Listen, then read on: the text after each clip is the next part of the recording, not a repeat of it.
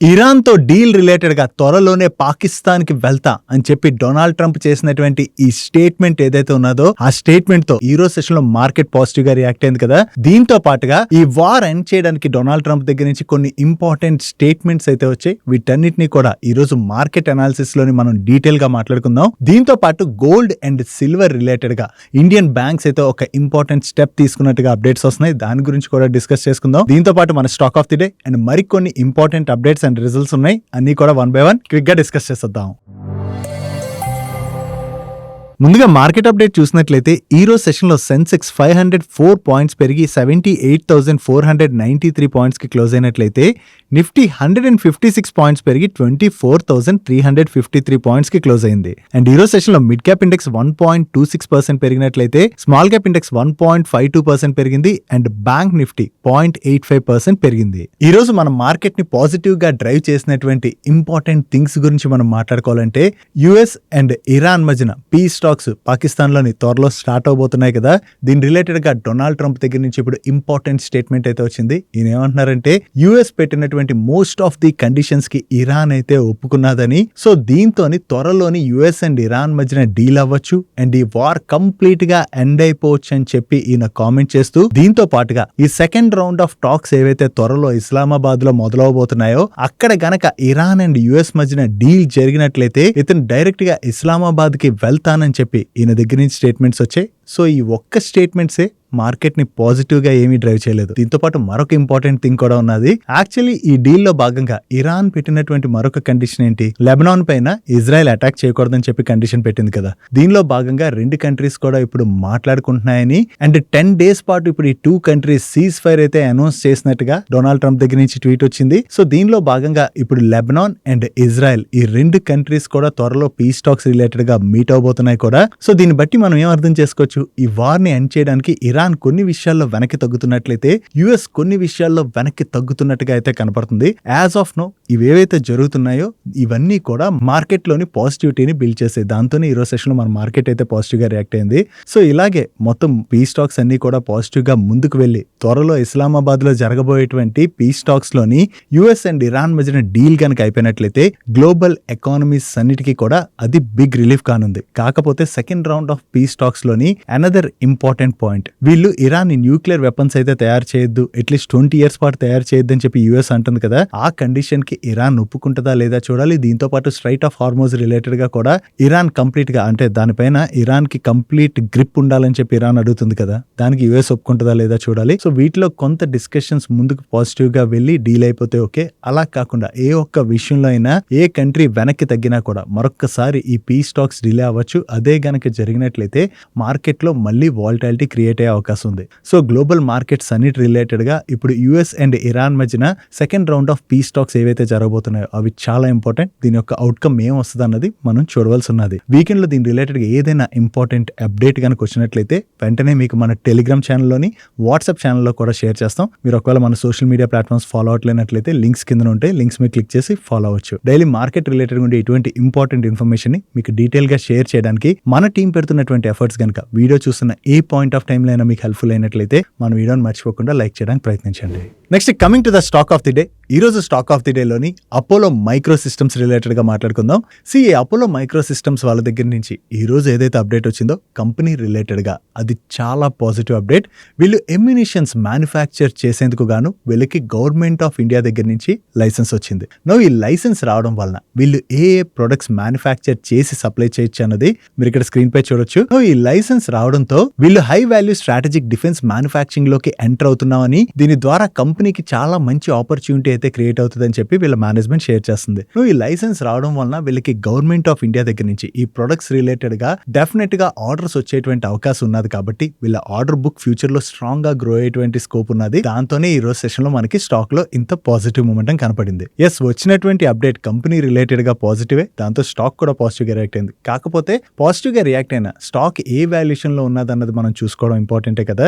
ఈ స్టాక్ దాని high price నుంచి చూసినట్లయితే బాగానే కరెక్ట్ అయింది. ఆ కరెక్ట్ అయిన తర్వాత రీసెంట్ గా స్టాక్ రికవర్ అయ్యాక మనం చూసాం అనుకోండి, స్టిల్ ఈ స్టాక్ అయితే కొంత ఎక్స్పెన్సివ్ వాల్యుయేషన్స్ లోనే ట్రేడ్ అవుతున్నట్టుగా మనం అర్థం చేసుకోవచ్చు. వేరేస్ ఈ డిఫెన్స్ సెక్టర్ లో మనం చూసినట్లయితే ఈ కంపెనీ కన్నా కూడా ఇంకా చాలా కంపెనీస్ కొంత బెటర్ వాల్యుయేషన్స్ లోనే ట్రేడ్ అవుతున్నాయి. సో మనం ఎప్పుడైనా ఇన్వెస్ట్ చేయాలనుకున్నప్పుడు వాల్యుయేషన్స్ కూడా చెక్ చేసుకోవడం ఇంపార్టెంట్. సో వన్స్ ఒకవేళ ఏ కంపెనీ, ఇక్కడ డిఫెన్స్ కంపెనీ అని కాదు, ఏ కంపెనీలో అయినా మీరు ఇన్వెస్ట్ చేయాలనుకోండి, ఆ కంపెనీ రిలేటెడ్ గా వచ్చినటువంటి పాజిటివ్ అప్డేట్ తో పాటు ఆ టైంకి ఆ స్టాక్ ఏ వాల్యుయేషన్ లో ట్రేడ్ అవుతున్నది అన్నది కూడా చూసుకుని ఆ తర్వాత ఇన్వెస్ట్మెంట్ డిసిషన్ తీసుకోవడం అన్నది better. No defence sector related గా మనం మాట్లాడుకోవాలంటే యాక్చువల్లీ మన ఇండియన్ డిఫెన్స్ కంపెనీస్ కి అయితే ఓవరాల్ గా చాలా మంచి ఆపర్చునిటీ కనబడుతుంది. ఎందుకంటే government of India defence spending పెంచుతుంది. రీసెంట్ గా మన కంట్రీ నుంచి డిఫెన్స్ ఎక్స్పోర్ట్స్ కూడా పెరుగుతున్నాయి. Last 2 days before daily money షోలోని మనం ఈ డిఫెన్స్ సెక్టర్ రిలేటెడ్ గా చాలా డీటెయిల్ గా కూడా మాట్లాడుకున్నాం. సో ఫ్యూచర్ లో ఇంకా గవర్నమెంట్ డిఫెన్స్ స్పెండింగ్ పెంచడమే కాకుండా మన డిఫెన్స్ కంపెనీస్ యొక్క ఎక్స్పోర్ట్స్ కూడా చాలా స్ట్రాంగ్ గా పెంచడానికి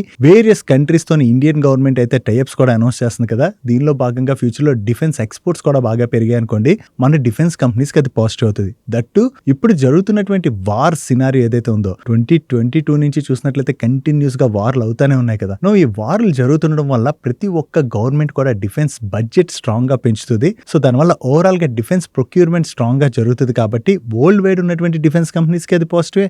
దీంతో పాటుగా మన ఇండియన్ డిఫెన్స్ కంపెనీస్ యొక్క ఎక్స్పోర్ట్స్ కూడా పెరుగుతాయి కాబట్టి మన ఇండియన్ డిఫెన్స్ కంపెనీస్ కి కూడా అది ఫ్యూచర్ లోని మంచి ఆపర్చునిటీ క్రియేట్ చేస్తుంది. నెక్స్ట్ బ్యాంక్స్ మన ఇండియాలోకి gold and silver imports related గా రిస్ట్రిక్షన్స్ అయితే విధించినట్టుగా మీడియా ప్లాట్ఫామ్స్ రిపోర్ట్ చేస్తున్నాయి.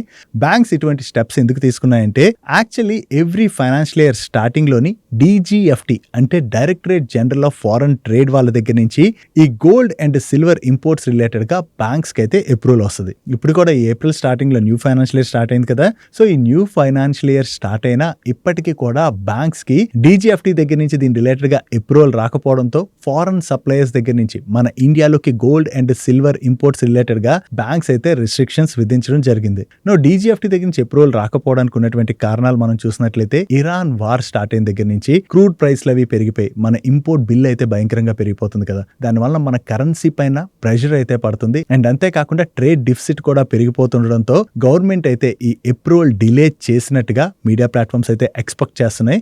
సో యాజ్ ఆఫ్ నో ఈ అప్రూవల్ ని డిలే చేసినా కూడా త్వరలో మైట్ బి DGFT దగ్గర నుంచి దీని రిలేటెడ్ గా అప్రూవల్ రావచ్చు. ఒకవేళ అప్రూవల్ రాకపోతే మన దగ్గర gold and silver supply shortage ఏర్పడచ్చు కదా. సో ఆ షార్టేజ్ ఏర్పడితే మళ్ళీ ప్రాబ్లం కాబట్టి త్వరలో అప్రూవల్ అయితే వచ్చేటువంటి అవకాశం ఉంది. బట్ యాజ్ ఆఫ్ నో ఈ అప్రూవల్ రాలేదు కాబట్టి డిమాండ్ కి తగినట్టుగా గోల్డ్ అండ్ సిల్వర్ సప్లై ఉండకపోవచ్చు. దానివల్ల జ్యువెలరీ కంపెనీ సేల్స్ ఇంపాక్ట్ అవ్వచ్చు అన్న న్యూస్ తోనే ఈ రోజు సెషన్ లో most of the jewellery stocks లోని మనకి ప్రెషర్ కనపడింది. అండ్ మార్కెట్ క్లోజ్ అయ్యే ముందు దీని రిలేటెడ్ గా మరొక ఇంపార్టెంట్ అప్డేట్ వచ్చింది. ఓవరాల్ గా గవర్నమెంట్ ఆఫ్ ఇండియా 15 బ్యాంక్స్ ని gold and silver imports related గా అప్రూవల్ ఇచ్చినట్టుగా మీడియా ప్లాట్ఫామ్స్ రిపోర్ట్ చేస్తున్నాయి. ఓవరాల్ గా ఈ 15 బ్యాంక్స్ కి 2029 మార్చ్ వరకు అప్రూవల్ రావడం జరిగింది. యాక్చువల్లీ త్వరలో అక్షయ తృతీయ కూడా ఉన్నది కదా. ఈ టైంలో గోల్డ్ అండ్ సిల్వర్ సేల్స్ మన ఇండియాలో బాగా జరుగుతాయి. సో ఆ టైంలోని డిమాండ్ కి తగినట్టుగా సప్లై లేకపోతే ఇబ్బంది అవుతుందని చెప్పి గవర్నమెంట్ వెంటనే ఈ అప్రూవల్ అయితే ఇవ్వడం జరిగింది. ఓవరాల్ గా ఏ 15 బ్యాంక్స్ కి అప్రూవల్ వచ్చాయన్నది మీరు ఇక్కడ స్క్రీన్ పై చూడొచ్చు. నెక్స్ట్ వెస్ట్ ఏషియా క్రైసిస్ వలన ఆయిల్ అండ్ LPG ఎక్స్పోర్ట్స్ పైన బాగా ఇంపాక్ట్ పడింది కదా. ఓవరాల్ గా దీని వల్ల ఏమవుతుంది, ప్రతి కంట్రీ కూడా ఇబ్బంది పడుతుండడంతో US అయితే ప్రీవియస్ గా రష్యా పైన శాంక్షన్స్ విధించింది కదా. కానీ ఈ శాంక్షన్స్ కి 30 days రిలాక్సేషన్ ఇచ్చింది. అంటే ఆ 30 days పీరియడ్ లోపు ప్రతి కంట్రీ కూడా రష్యా నుంచి ఆయిల్ అండ్ LPG అయితే ఇంపోర్ట్ చేసుకోవచ్చు. త్వరలోని ఈ టైం లైన్ ముగుస్తుండడంతో రీసెంట్ గా US దగ్గర నుంచి ఎటువంటి స్టేట్మెంట్స్ వచ్చాయంటే రష్యన్ శాంక్షన్స్ కి ఏదైతే రిలాక్సేషన్ ఇచ్చామో అది ఫర్దర్ గా ఎక్స్టెండ్ చేయమని చెప్పి US నుంచి కామెంట్స్ వచ్చినా కూడా ఈ డెడ్ లైన్ ముగిసిన తర్వాత కూడా ఇండియా అయితే రష్యా నుంచి ఆయిల్ అండ్ LPG ఇంపోర్ట్స్ చేసుకునేటువంటి అవకాశం ఉన్నదని చెప్పి మీడియా ప్లాట్ఫామ్స్ రిపోర్ట్ చేస్తున్నాయి. దీనిలో భాగంగా కొంతమంది గవర్నమెంట్ అఫీషియల్స్ అయితే వీళ్ళకి షేర్ చేశారు. ఎందుకంటే US చెప్తుంది బట్ ఓవరాల్ గా చూసినట్లయితే globally oil and gas supplies అయితే ఇంకా నార్మల్ స్టేజ్ కి రాలేదు కదా. సో నార్మల్ స్టేజ్ కి రాకపోవడంతో ఎక్కడో అక్కడి నుంచి వీటిని ఇంపోర్ట్ చేసుకోకపోతే ఇబ్బంది పడాలి కాబట్టి ఇండియా ఈ 30 days టైం లైన్ ముగిసిన తర్వాత కూడా రష్యా నుంచి ఆయిల్ అండ్ గ్యాస్ గ్యాస్ ని ఇంపోర్ట్ చేసుకోబోతున్నట్టుగా వీళ్ళు రిపోర్ట్ చేస్తున్నారు. సో నిజంగా ఇండియా రష్యా నుంచి ఆయిల్ అండ్ గ్యాస్ ని ఇంపోర్ట్ చేసుకుంటుందా లేదా అన్నది మనకి త్వరలో తెలిసేటువంటి అవకాశం ఉన్నది. నెక్స్ట్ ఈ మార్చ్ లోని మన మార్కెట్ లోని చాలా ఫాల్ కనపడింది కదా.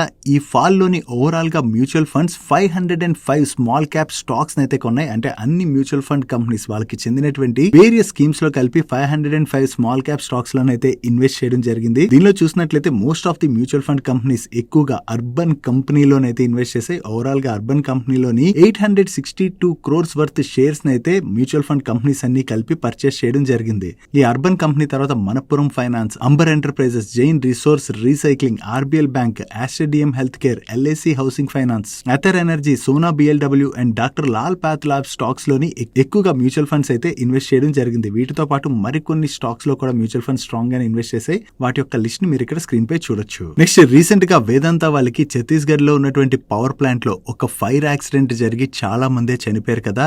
ఈ ఫైర్ యాక్సిడెంట్ ఎందుకు జరిగిందని చెప్పి చేసినటువంటి ఇనిషియల్ ఇన్వెస్టిగేషన్ లోని ఈ ప్లాంట్ లోని మెయింటెనెన్స్ రిలేటెడ్ గా కొన్ని ల్యాప్సెస్ అయితే బయటపడ్డాయని అండ్ అంతేకాకుండా ఫ్యూయల్ అక్యుములేషన్, ప్రెషర్ బిల్డప్ ఇటువంటివి చాలానే జరిగాయి. దాని వలన ఓవరాల్ గా ఈ బ్లాస్ట్ జరిగినట్లుగా ప్రైమరీ ఇన్వెస్టిగేషన్ లోని తేల్చడం జరిగింది. సో వేదాంతకి చెందినటువంటి పవర్ ప్లాంట్ లో మెయింటెనెన్స్ సరిగ్గా లేదని న్యూస్ ఏదైతే ఉందో ఇది వేదాంత రిలేటెడ్ గా మనం నెగిటివ్ గా చూడొచ్చు. దీంతో పాటుగా వీళ్ళ ప్రమోటర్ అయినటువంటి అనిల్ అగర్వాల్ గారి పైన కూడా కేసు రిజిస్టర్ అయినట్టుగా మీడియా ప్లాట్ఫామ్స్ రిపోర్ట్ చేస్తున్నాయి. నెక్స్ట్ ఎన్ఎస్సి వాళ్ళ దగ్గర నుంచి నిన్న నైట్ ఒక ఇంపార్టెంట్ అనౌన్స్మెంట్ వచ్చింది. సమాన్ క్యాపిటల్ ఉన్నది కదా, ఈ సమాన్ క్యాపిటల్ ని ఫ్యూచర్ అండ్ ఆప్షన్ కాంట్రాక్ట్స్ నుంచి ఎక్స్క్లూడ్ చేస్తున్నట్టుగా వీళ్ళైతే అనౌన్స్ చేశారు. But existing unexpired contract like April, May and June month యొక్క కాంట్రాక్ట్స్ అయితే ఉంటాయి కదా, అవైతే అవైలబుల్ గా ఉంటాయి. కానీ దాని తర్వాత న్యూ కాంట్రాక్ట్స్ అయితే మాత్రం ఇష్యూ చేయమని జూలై 1 నుంచి ఈ సమాన్ క్యాపిటల్ లోని ఎటువంటి కాంట్రాక్ట్స్ కూడా అవైలబుల్ గా ఉండవని చెప్పి వీళ్ళు షేర్ చేస్తున్నారు. సో F&O సెగ్మెంట్ నుంచి ఈ స్టాక్ ని తీసేసినట్లయితే దీనిలోని వాల్యూమ్స్ అన్నవి తగ్గుతాయి. కాబట్టి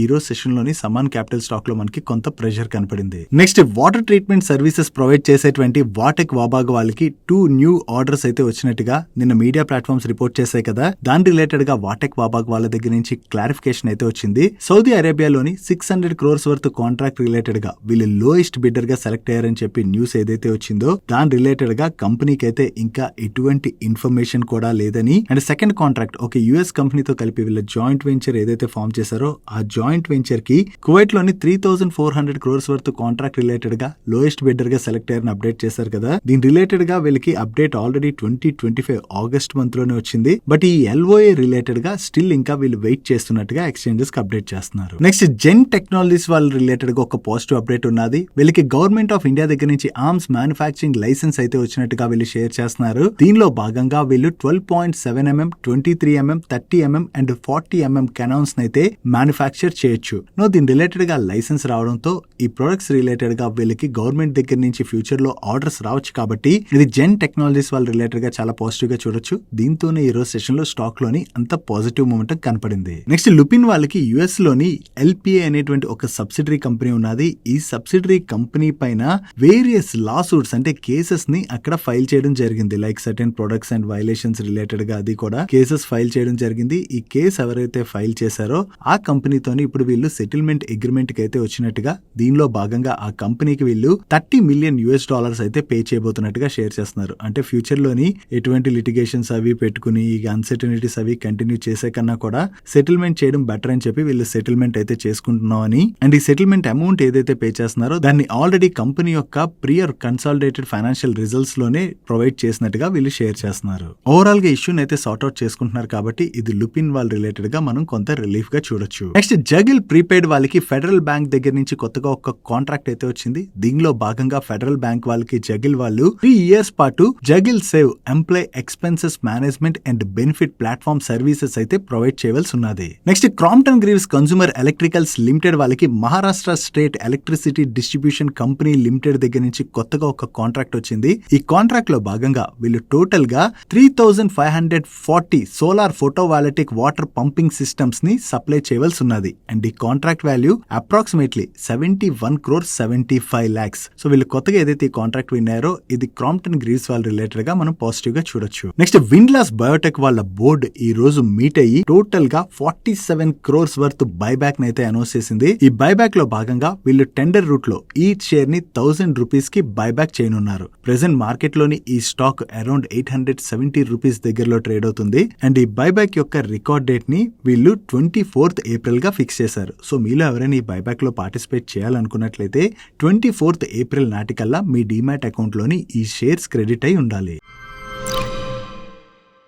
నెక్స్ట్ ఏంజల్ వన్ వాళ్ళ నెంబర్స్ వచ్చే వీళ్ళ నెంబర్స్ ఎలా ఉన్నాయో చూద్దాం. లాస్ట్ ఇయర్ సేమ్ క్వార్టర్ తో కంపేర్ చేసిన, ప్రీవియస్ క్వార్టర్ తో కంపేర్ చేసిన ఈ క్వార్టర్ లోని వీళ్ళ టోటల్ ఆపరేటింగ్ రెవెన్యూలోని చాలా మంచి గ్రోత్ డెలివర్ చేశారు. And last year same quarter లో వీళ్ళు 174 crores ప్యాట్ జనరేట్ చేసినట్లయితే ప్రీవియస్ క్వార్టర్ లో 268 crores ప్యాట్ జనరేట్ చేశారు. అండ్ ఈ క్వార్టర్ లో వీళ్ళు 320 crores ప్యాట్ జనరేట్ చేయడం జరిగింది. Coming to their business metrics, ఈ క్వార్టర్ లోని వీళ్ళ టోటల్ క్లయింట్ బేస్ లోను, క్లయింట్ ఎక్విజిషన్ లోను డీసెంట్ ఇంప్రూవ్మెంట్ కనబడుతుంది. అండ్ నెంబర్ ఆఫ్ ఆర్డర్స్ లో కూడా డీసెంట్ గ్రోత్ డెలివర్ చేశారు. అండ్ వీళ్ళ ఎమర్జింగ్ బిజినెస్ లోని వెల్త్ మేనేజ్మెంట్ బిజినెస్ లోని డీసెంట్ ఇంప్రూవ్మెంట్ కనపడుతుంది. బట్ అసెట్ మేనేజ్మెంట్ బిజినెస్ లో మాత్రం క్వార్టర్ ఆన్ క్వార్టర్ లో డ్రాప్ కనిపిస్తుంది. అండ్ అలాగే డిస్ట్రిబ్యూషన్ బిజినెస్ లో కూడా క్రెడిట్ డిస్బర్సల్స్ లోని క్వార్టర్ ఆన్ క్వార్టర్ లో కొంత డ్రాప్ కనిపిస్తుంది. ఓవరాల్ గా చూసుకుంటే ఈ క్వార్టర్ లోని ఏంజల్ వన్ వాళ్ళు వాళ్ళ నెంబర్స్ లోని మంచి గ్రోత్ డెలివర్ చేయడంతో ఈ రోజు సెషన్ లో స్టాక్ అయితే పాజిటివ్ గా రియాక్ట్ అయింది. Next solar EPC services provide చేసేటువంటి వారి రెన్యూబుల్ టెక్నాలజీస్ వాళ్ళ నెంబర్స్ కూడా వచ్చాయి.